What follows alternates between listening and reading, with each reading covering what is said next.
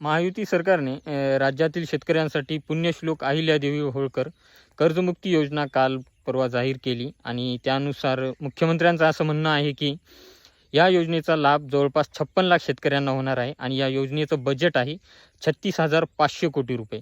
तर शेतकरी मित्रांनो, याचं जर आपण थोडक्यात गणित समजून घेण्याचा प्रयत्न केला, मुख्यमंत्र्यांचं म्हणणं आहे की 2 लाखापर्यंत कर्जमाफी होणार आहे शेतकऱ्याची. 2 लाख रुपये इतकं कर्ज माफ होईल.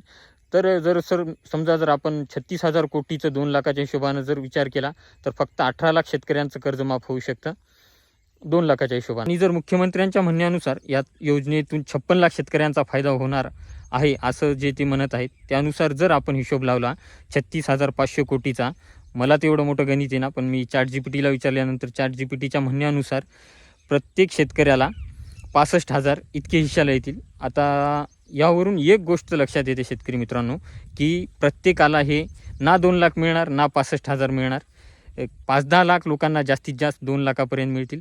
बाकीच्या शेतकऱ्यांना जास्तीत जास्त 10, 20, 40, 50 हजारापर्यंत मिळतील. धन्यवाद.